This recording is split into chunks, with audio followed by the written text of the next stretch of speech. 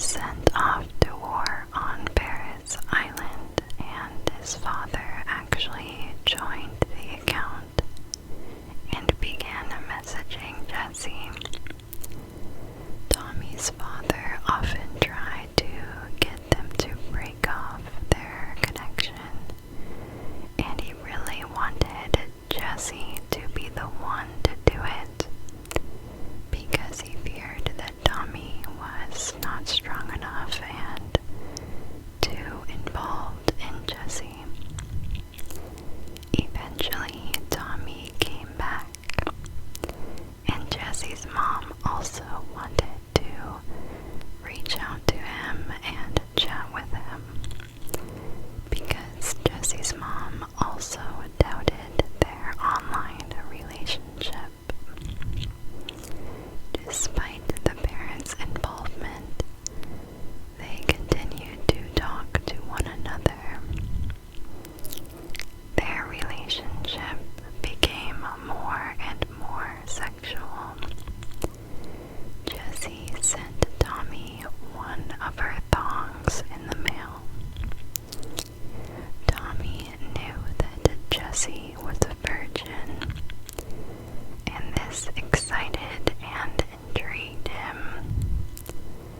They talked about sex a lot and had virtual or phone sex. Almost a year in their online relationship, Tommy proposed to Jessie, and she happily said yes, but the two lovebirds had not even met at this stage. Jessie, however, was about to meet Tommy in the strangest way possible. In March of 2006, Jessie received a photo and a letter in the mail. In the photo, there was a mom and dad with their two children. The letter would describe in detail just who were these people. The letter said, quote, "Let me introduce you to the man in this photo. The man in the center is Tom, my husband since 1989. He is 46 years old. Do not trust words on the computer. Let this go. You will only be hurt by a man who has mastered the art of manipulation and lies." End quote. Jessie was horrified.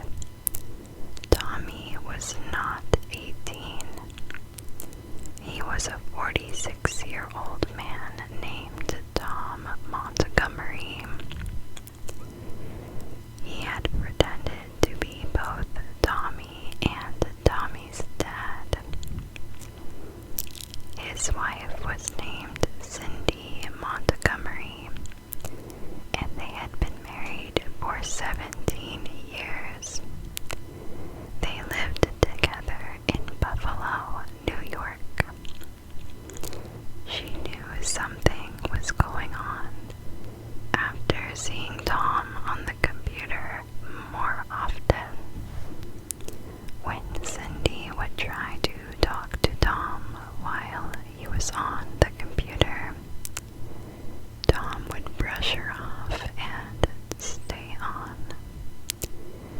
One of his daughters went to use the computer, and while she was using it, she saw a message from a person named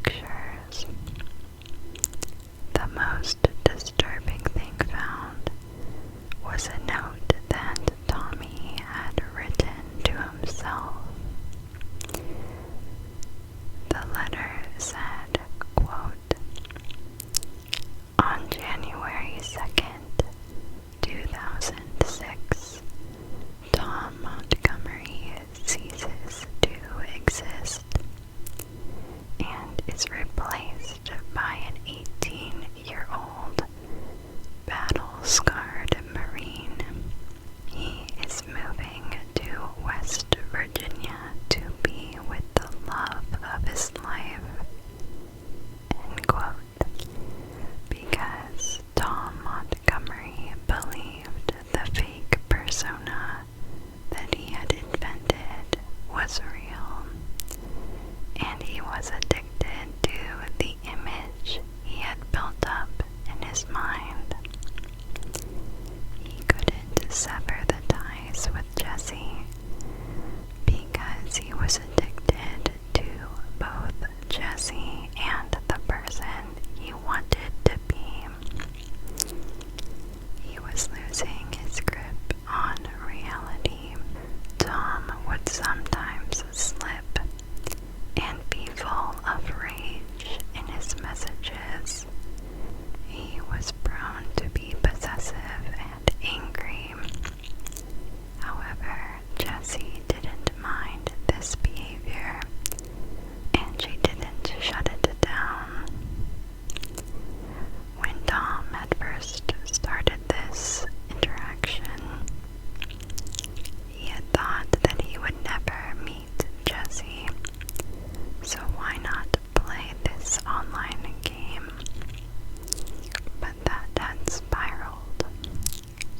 The pictures he had sent were of himself when he was younger. In real life, he was a middle-aged man on the heavier side, with a balding head and a mustache. He worked in a factory called Dynabraid Corporation, a company that made power tools, and he often played poker with his friends. Everyone thought that he was completely normal, but he was in a relationship with a teenage girl online. When Jessie found out the truth, she broke off everything with Tommy, and she was horrified. She even told him that he should go to jail for this, for lying to her. However, part of Jessie didn't believe the truth. She loved Tommy and didn't want to accept that Tommy didn't exist. She needed more proof that Tommy wasn't real. So she decided to contact a coworker of Tom's. This coworker was 22-year-old Brian Barrett. He was a part-time machinist and a college student. He was studying for his dream of becoming an art teacher. He coached Little League, and his username was Beefcake. Beefcake. Now, I'm not sure how Jessie found Brian because this site had different usernames, and I don't know how she knew Brian was like Tom's coworker, but nonetheless,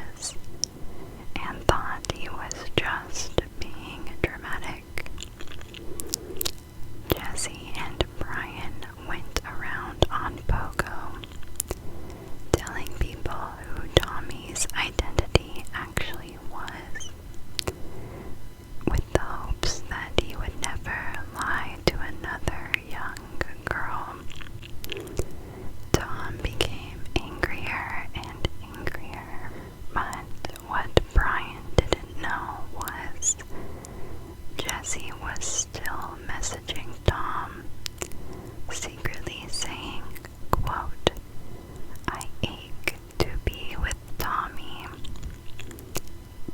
Do you miss it, Tom?" End quote. And Tom would respond, "More than you will ever know."